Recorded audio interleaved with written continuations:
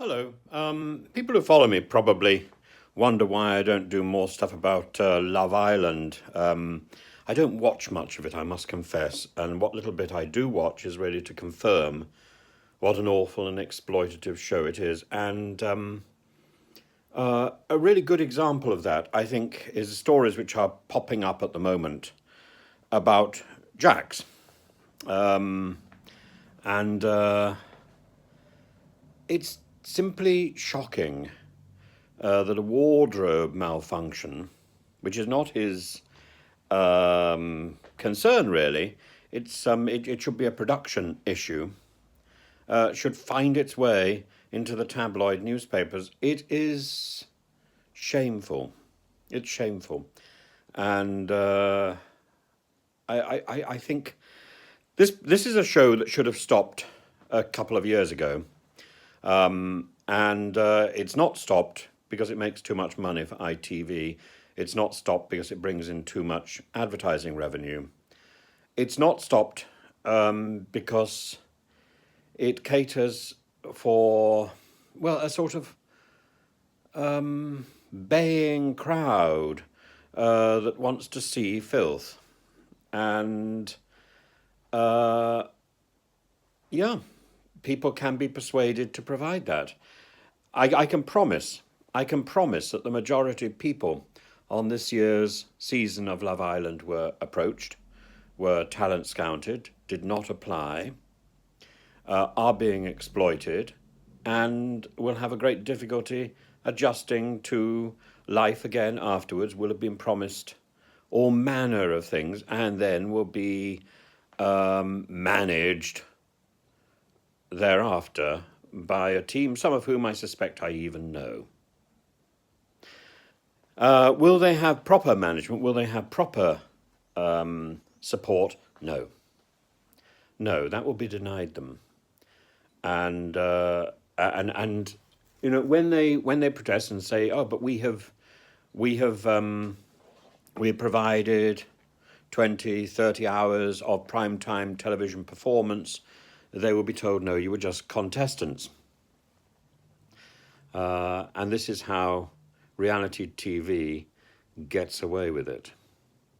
This is how reality TV can end up not paying these, quote, contestants who have provided so much entertainment for people in giving people exactly what they demand. Now, I have no problem. With somebody appearing on one of these programs at all. I don't have any problem really with somebody being talent scouted. The problem I have is with them not being supported and not having independent management and advice from the moment they go into the show to the moment they leave the show and thereafter. That is what I object to, and the efforts by production to stop that. Production stops that because it's convenient, because they can then control these people and can ensure these people do not get out of hand.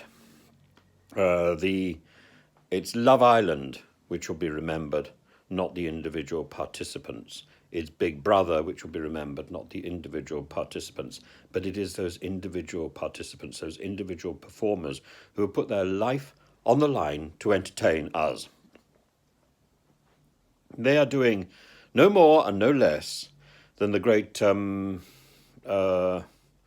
and Hardy, than the great Max Miller, than the great Mary Lloyd. They are entertainers. And until that is recognised, we cannot progress. We need to, and unfortunately, once that is recognised, there will be all manner of court cases and all manner of retro action demanding proper payment as performers. That is why the business cannot afford that debate. That is why the ministers in charge of DCMS and all that sort of stuff will not discuss this matter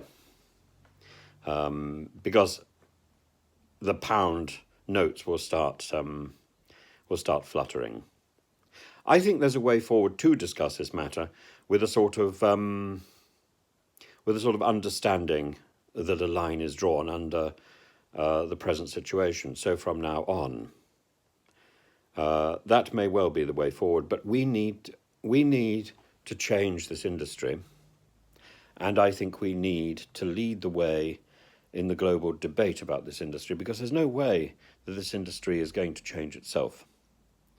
It needs to be changed, and giving a production company even more control over participants long after they've left the show, which is what the current Ofcom rules have done, put forward in 2019 under the guidance of Oliver Dowden and others.